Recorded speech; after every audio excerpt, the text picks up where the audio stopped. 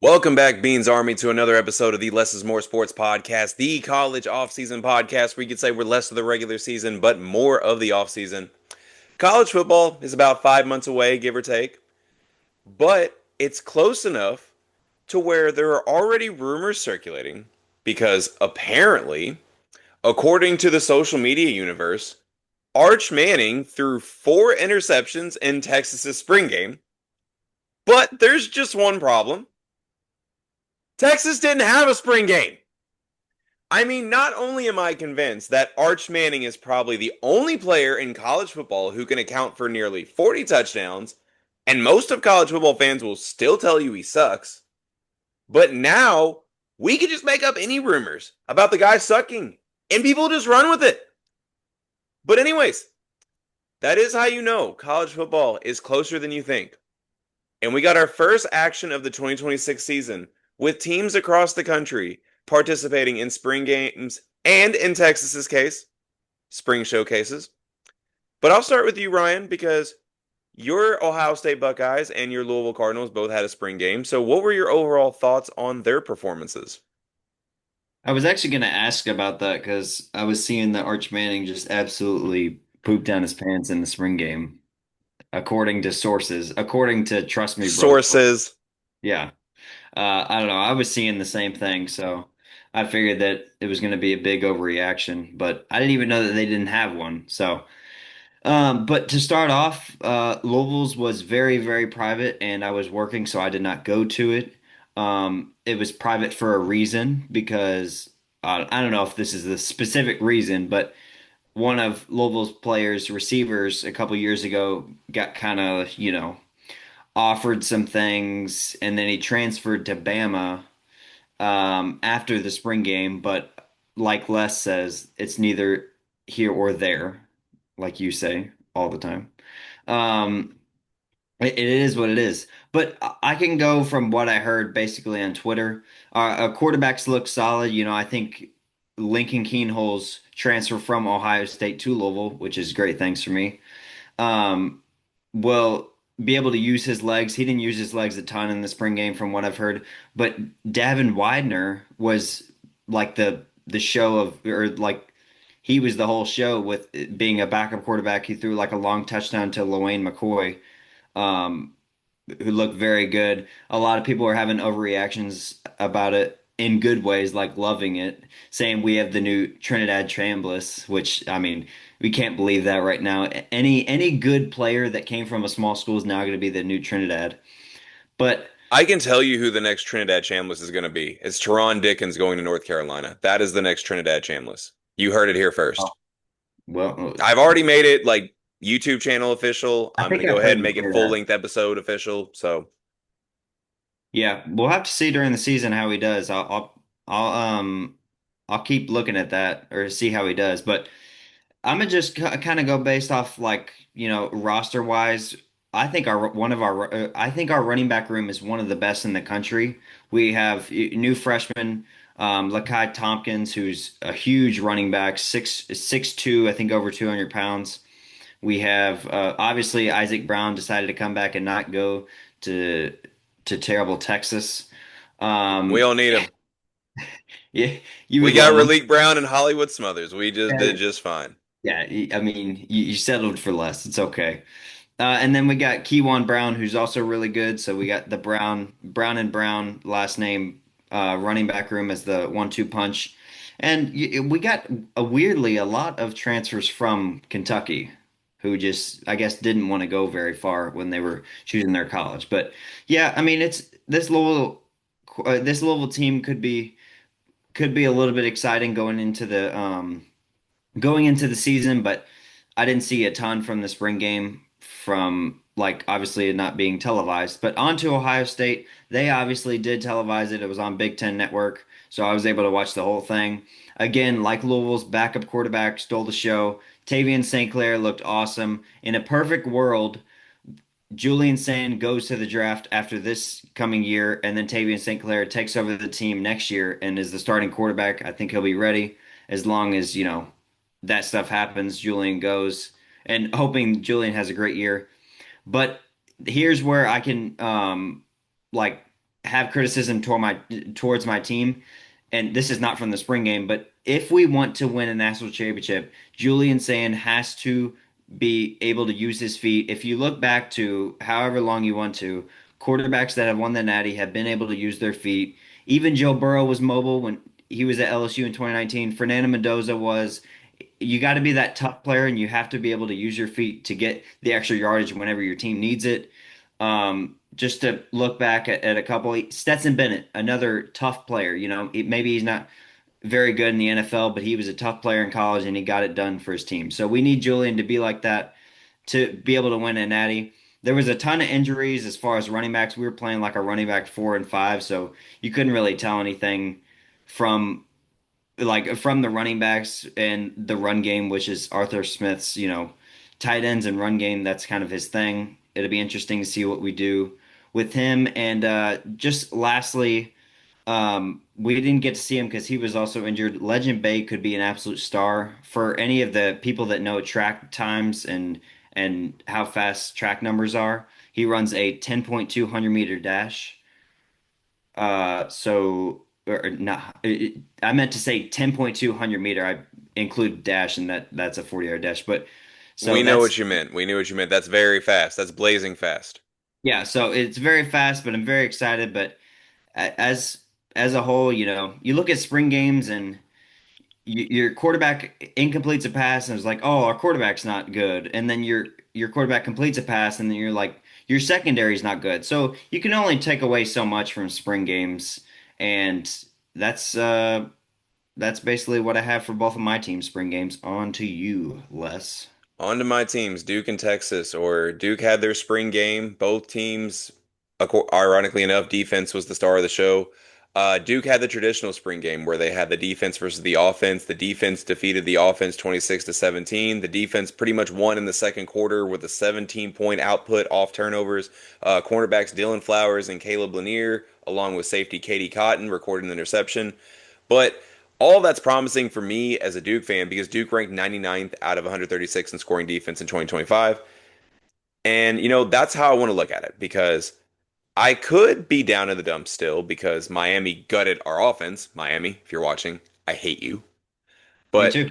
no, I mean, after having the 99th ranked defense, scoring defense in college football last year, it's definitely promising to see that Duke defense is taking a step up for the 2026 season. So I'll take that as much as I can.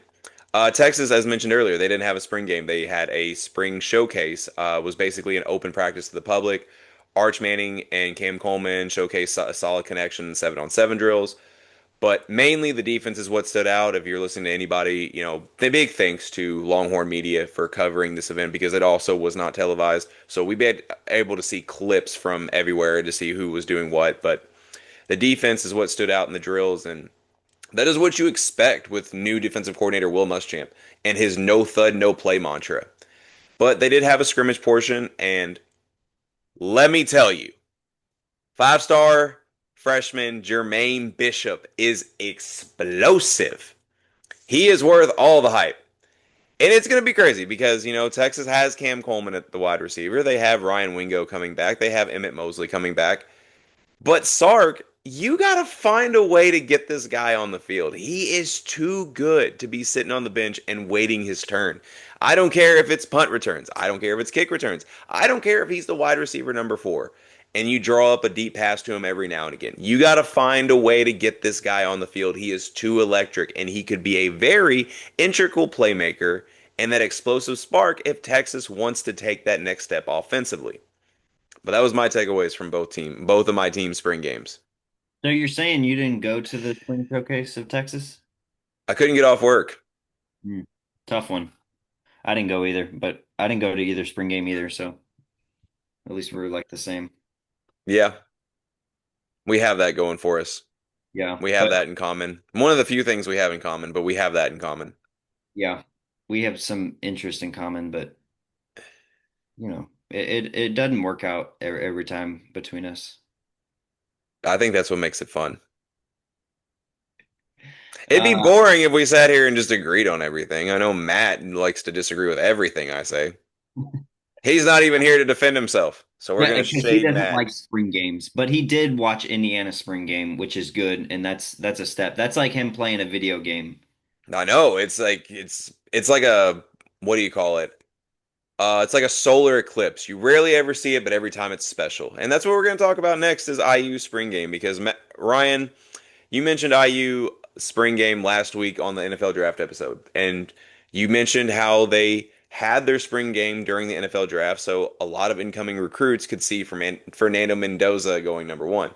What was your overall thoughts about how IU handled their spring game? I mean, as far as the recruiting part, they had obviously at least they had a lot of recruits, but at least two big recruits in Monsoon Sales and Jalen Brewster, who were both 5 stars. They were saying it was the biggest recruiting weekend in Indiana football history, which is pretty cool as far as, having the spring game. And it was like a night spring game. Maybe Ohio State should do that because they never get night games during the season. And so maybe they'll at least get a night spring game. But no, as far as far as like Indiana spring game, I know I had a couple friends that went to and they were updating me a little bit. They showed Fernando getting drafted, which was very, very cool. It kind of started as soon as Indiana spring game started.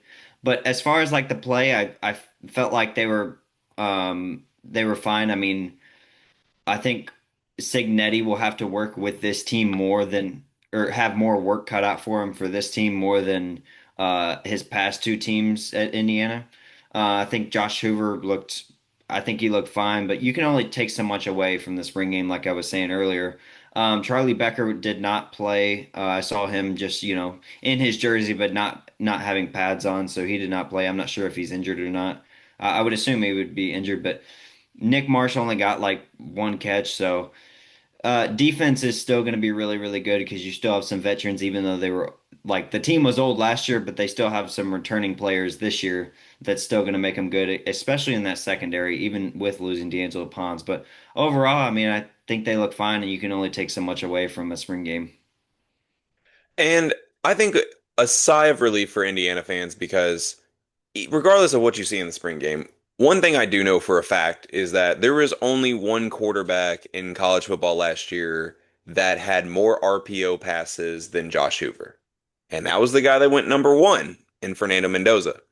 So seemingly, this seems like a good fit for IU to transfer from to transition from, and he is a transfer, ironically Yeah. enough. It's a little play on words there. But it's a seemingly good fit to transition from, one quarterback to the next when they run a lot of the same plays. So at least IU has that going for us. But we're going to transition to another quarterback battle that we may or may not have been expecting, all depending on who you ask. Alabama, they have a quarterback battle on their hands. Alex Mack is the projected starter, or so we thought because redshirt freshman Keelan Russell went 21 for 33 for 250 yards and 4 touchdowns in the Alabama spring game. So the number one question we have is if I'm Kalen DeBoer, do I go with the projected starter who probably knows the system better? Or do I go with the former 5 star from Duncanville who lit it up in the spring game? Ryan, who would you go with? I think that this QB battle is going to go down to the wire and go down maybe through fall camp, maybe into the season because we see that sometimes. I think both guys, Austin Mack and Keelan Russell, both have like the talent to do it. Austin Mack, he's a huge quarterback. He's about 6'6". He has experience with playing in that Rose Bowl game against Indiana. I think he looked good in that game, even with playing like they were already getting destroyed. So like it was just reps for him. But um, I think that he has a little bit more experience, but Keelan Russell is kind of like the 5 star, and that's probably who Alabama fans want to play. Keelan Russell might have some small issues coming in with the pocket presence and be able to move around the pocket, just from what I was seeing in the spring game. But I think that this is just going to be a close battle. And fun fact about Austin Mack, he is a fourth year quarterback at age 19. Did you know that? I did not know that. Age nine, that is absolutely insane. He's a Age, very intelligent. Shout out to Austin Mack. yeah, I'm 19 and I'm a freshman in college, and he's a fourth year guy. So It sounds like he's a lot smarter than you. He probably is, and he's probably a little bit more athletic. Or Probably a at least better at football. Yeah, at least better at football. What do I have? I probably have an advantage over him and probably knowing about Ohio State. That's probably the only thing. But but no, I mean, we've seen some experience with Austin Mack. We haven't seen much with Keelan Russell. Someone said he was the next Bryce Young. I don't know if that's true. I think he's a little bit bigger than Bryce Young or a lot. But yeah, I think Keelan Russell will end up winning this quarterback battle, even though Austin Mack has a little bit of edge with experience. Well, hey, there's another thing we have in common because I also think it should be Keelan Russell, and I'm not trying to be a prisoner of the moment, listening to the spring and listening and hearing about what happened in the spring game because this all goes back to being a recruiting fanatic. And I watched Keelan Russell during his time at Duncanville, and those teams were a lot of fun to watch. But I think Keelan Russell ultimately is the more talented quarterback, and I think, I don't know if I would go with Bryce Young as far as who he reminds me of, but I still very, very good quarterback nonetheless. And also, if I'm Kalen DeBoer and I'm looking at potentially, winning now and then even setting my team up in the future, I'm going to go with a quarterback that has the higher ceiling. So if I'm Kalen DeBoer, I'm riding with Keelan Russell. Yeah, I think that's where we agree. I think that they'll have to find some. They need to find their defense and see if Kalen DeBoer finds his defense this year. But as far as offense, he hasn't really had problems with offense. Now, the run game wasn't great last year, Hmm. but we'll see if their run game can kind of get going this year. But they're bringing back Ryan Coleman Williams and some other great receivers. They're losing Jeremy Bernard, but that Alabama offense is still going to be really good. From a team that used to be known for its defense, as we talk about offense, we're going to go to a team that could be having a new identity when it comes to the offensive side of the ball. The Will Stein era in Lexington is upon us. The Will Stein offensive era, a major shakeup from the defensive ground and pound Mark Stoops era. And new quarterback Kenny Minchey looked pretty solid. So my question to you, is Kenny Minchey the right guy to kick off the Will Stein era in Lexington? I think he is the right guy. I mean, coming from Notre Dame, he went to Nebraska for about 3 seconds and Hmm. then decided to transfer or flip his transfer commitment to Kentucky. I know that can kind of be confusing, but I think he is the right guy. And Will Stein is obviously a great offensive coach.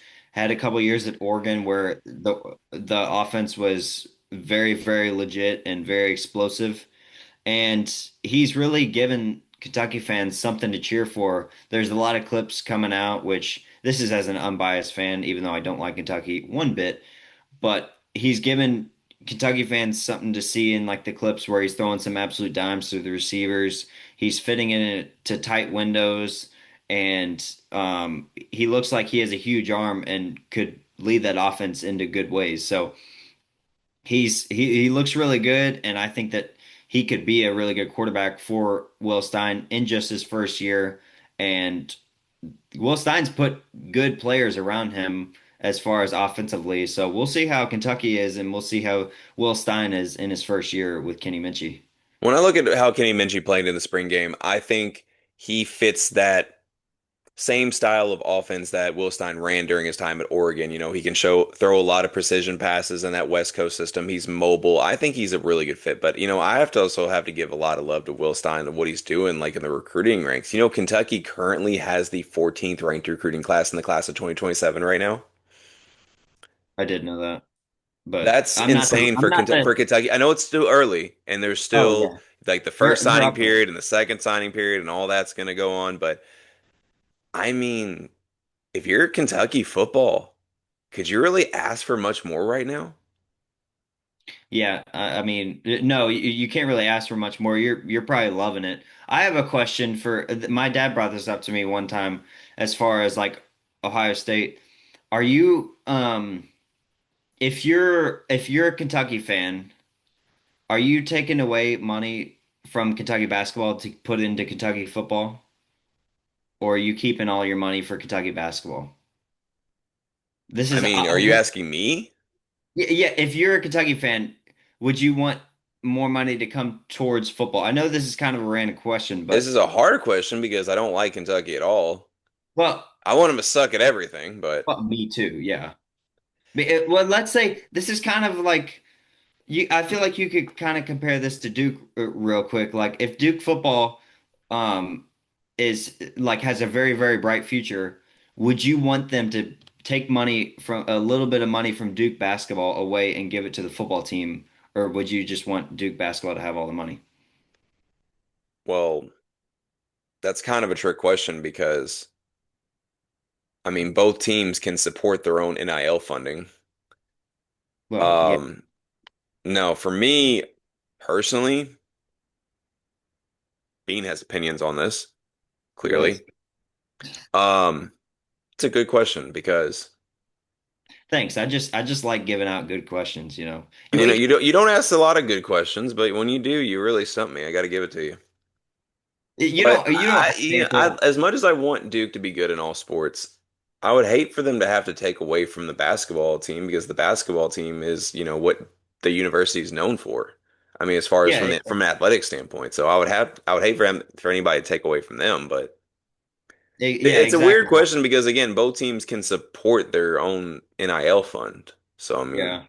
if it's a possibility if like Duke had to take the next step and they had to borrow a little bit from the basketball team, I don't know. I don't know if I'd like that. Yes. I'd almost like to keep Duke basketball where they're at, and you know, if that means Duke football is good, not great, I can live with that. Yeah. That's just, I don't know. It's a question that could stump you. Same thing with like Ohio State I don't think football. there is a right or wrong answer.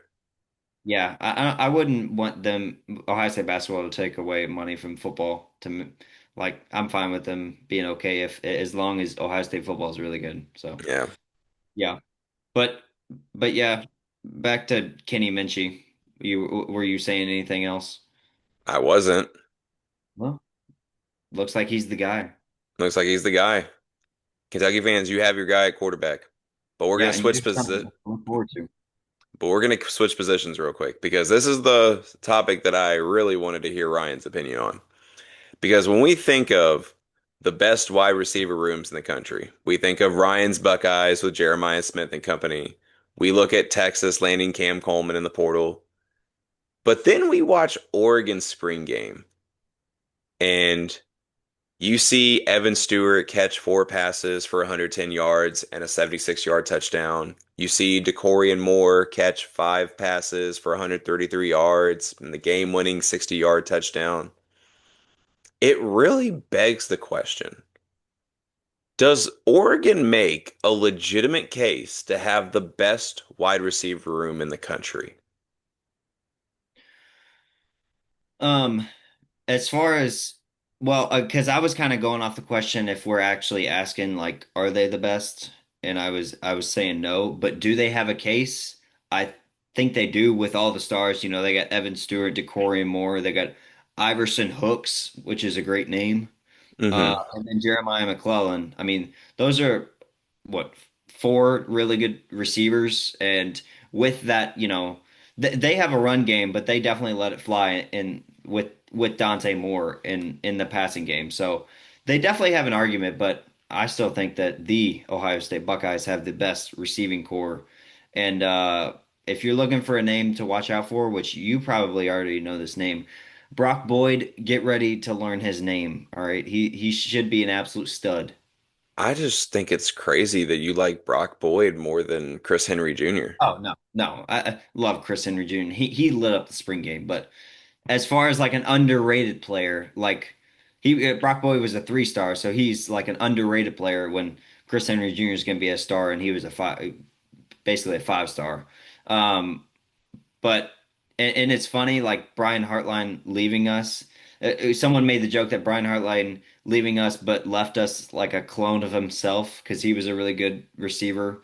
Just like you can kind of compare him like to Brock Boyd, or you can kind of compare like Brock Boyd to him as far as what we've seen yet. But back to Oregon, I mean that's a really good receiving room, but I feel like everyone thought that, not everyone, but a lot of people thought that in the Oregon media that Decory Moore was going to be like the next Jeremiah Smith and have that freshman year. Well, it felt like, down south and a little bit east, if you're looking at a map, it was Malachi Tony who had the best freshman wide receiver year last year. So it I think it could be overhyped a little bit as a personal opinion because we go into the off season and then we talk about Oregon and then they just kind of disappoint going in or like as the season goes. So that's just my personal opinion, but do they have a case? Yes, with how good the receiving core is. I think it all depends on how you want to look at it personally, because there was a question going around social media a few years ago, and I thought it was a very legitimate question. It took Ohio State's infamous receiver room picture, the one where they had Jackson Smith and Jigba, Garrett Wilson, Chris Olave, Marvin Harrison Jr., all like sitting on the bench together. And then they look at the 2019 LSU team that had Jamar Chase and Justin Jefferson. And it's like you have Ohio State, you have depth, star power, and depth, but then you had two elite 1-2 punches with that 2019 LSU team. And I don't know if it's quite the same analogy as that because Jeremiah Smith is one of the biggest, if not the biggest stars in college football altogether. But I look at like the tandem and how well Stewart and Moore like play styles mesh with each other. And I feel like it's closer to that kind of conversation. Do you favor the wide receiver room depth that maybe an Ohio State has, or even, like I said earlier, a Texas has? Or do you favor a dominant 1-2 punch like that? I think that's the question you have to ask yourself if you really want to make a decision here. Yeah. It's that's like a good, comparison with depth because Ryan Day was saying this is this is like the deepest room he's had in a while, and that's saying a lot That's saying a lot. for the receiving room. So, but we'll see. Evan Stewart obviously missed most of it, if not the whole season. Yeah, he missed the whole season because I think he got hurt in the off season. So hopefully he comes back, strong and healthy from his injury, and that could be a very, very good duo with Decory Moore and Evan Stewart. And don't forget about Iverson Hooks, who had a really, really good year with I think it was UAB, and then Jeremiah McClellan's still a young guy, and he could have some great impact on the offense. We have one more team to talk about before we get into the last question of this podcast. We have the USF Bulls, led by a coach that you know all too well, or know of all too well, and Brian Hartline, who has a bit of a quarterback battle on his own. Transfers Michael Van Buren and Luke Kromenek are in a tight battle for the starting job. So Ryan, who you rocking with if you're Brian Hartline? If I am Brian Hartline, I'm going with the former LSU quarterback Michael Van Buren. From what I saw in games, and like some of the games where he got to play, I really liked. I liked what I saw from Michael Van Buren. He's got more experience than Luke Cromenhope. I think that's how you say his name, but I really like his game and USF. Watch out. I mean, they got some high D1 players that come down to their team, a couple from Ohio State, a couple like a receiver and then defensive end, but they could have a really good team and they could be that, that non, power four team to go into the playoff. I mean, that could be predictions now. So I'm gonna go with Michael Van Buren for the USF quarterback job. And real quick, I think that Brian Hartline will be a better coach than he was as like a coordinator, just because I feel like he's a better, leader as far as like using his voice, and he's a great teacher. So I think he'll be a really, really good head coach for USF. Holy shit, we agree again because I also go with Michael Van Buren here, and that's all goes back to what I saw from him in the recruiting cycle. I think he's a very talented quarterback. We saw him play in spurts at LSU and even Mississippi State, and I like what I've seen from him. I think he's going to be a very good college quarterback when it's all said and done. I think he's going to be the perfect quarterback to kick off the Brian Hartline era. Now for the last question we have for the scheduled podcast. Sports Illustrated, as we talk about these spring games wrapping up. Sports Illustrated reported that a national consensus around the country's spring games is that they noticed a trend that the spring game has been used this season as a glorified excuse to get new transfers acquainted with the current roster. In the age of NIL and the transfer portal, is this the future of the spring game purpose? I think you can look at it in different ways. It's also an attempt for freshmen just to have their first showcase in front of, the fans and the big stadium that they're in to get their, heebie-jeebies out to get ready for, games during the season.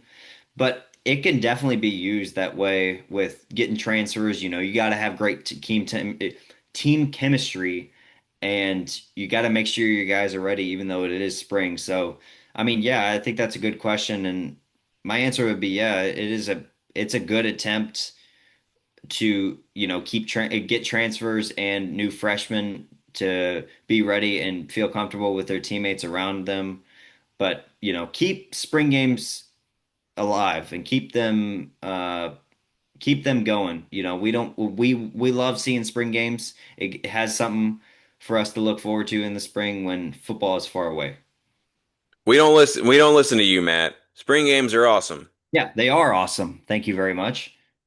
But no, I think this was going to be a given when the NIL and transfer portal era opened up and to begin with. I mean, this is going to be the first chance for the fans to get acquainted more than anything with the new players, both freshmen and transfers alike. So I think it is a glorified excuse to get the transfers acquainted with the new teammates, and I think it's a smart strategy because chemistry is everything. You can have all the talent in the world, but if you don't have chemistry, you have nothing at all.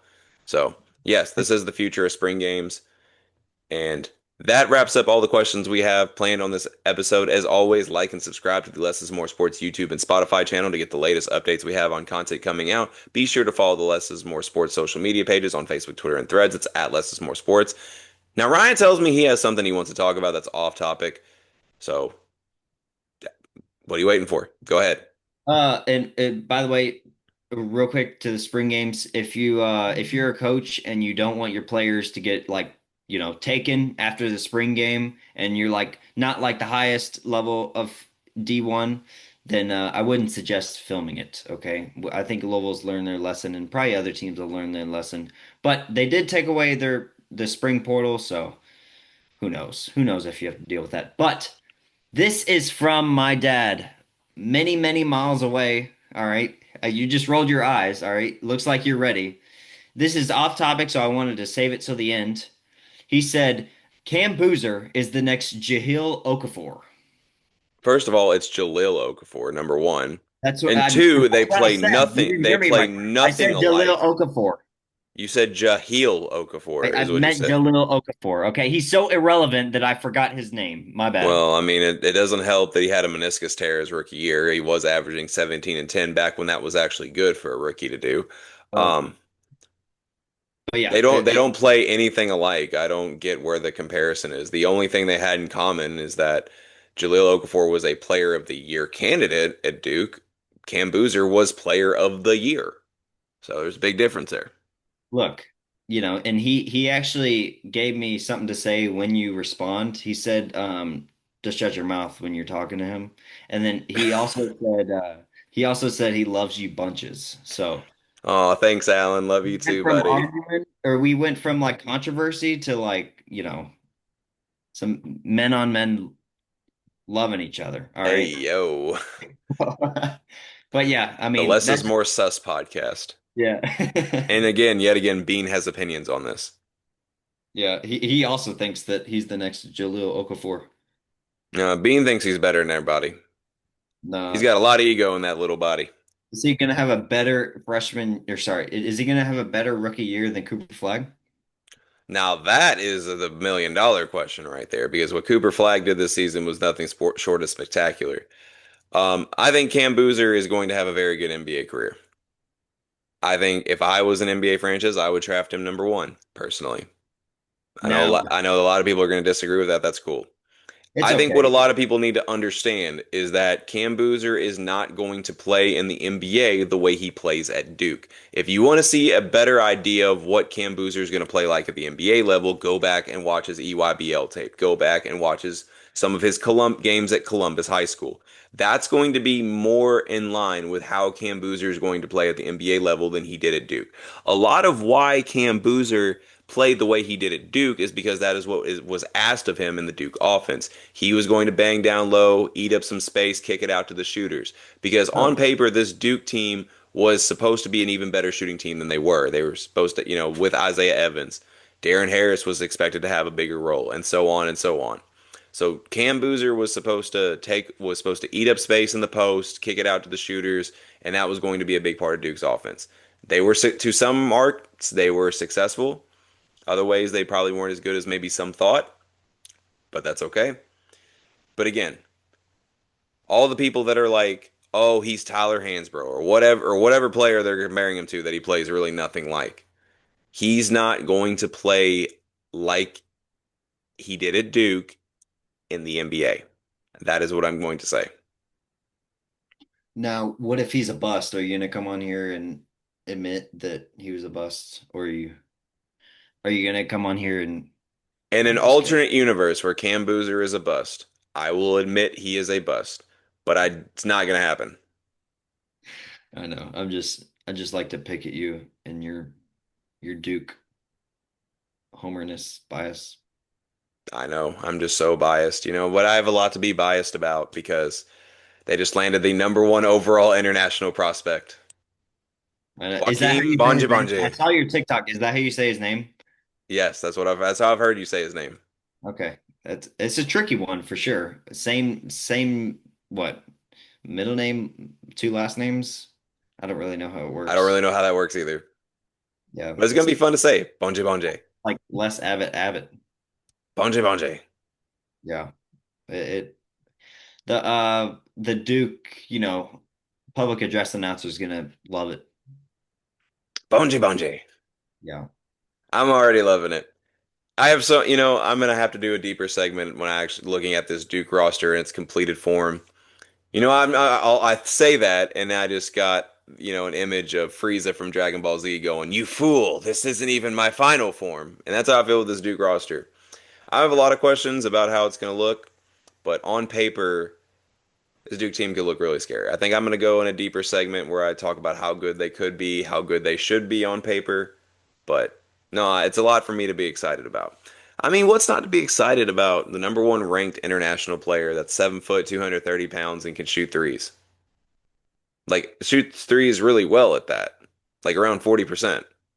Yeah, I mean, just to joke with you again, I mean, I believe in you all as long as you're not playing Braylon Mullins. Hmm. Well, we got a matchup on Peacock in the early season last year where we get to play against Braylon Mullins and that traitor Nick Minya. Ooh, that'd be a good one. Danny Hurley versus Duke Part 2. Round two, fight. Yeah, exactly. But with less, impact on the regular season or less impact on the end of the season. Yeah. Let's go UConn. No, you're blocked. Let's go Huskies, baby. You and Bean are friends. You and me are not right now.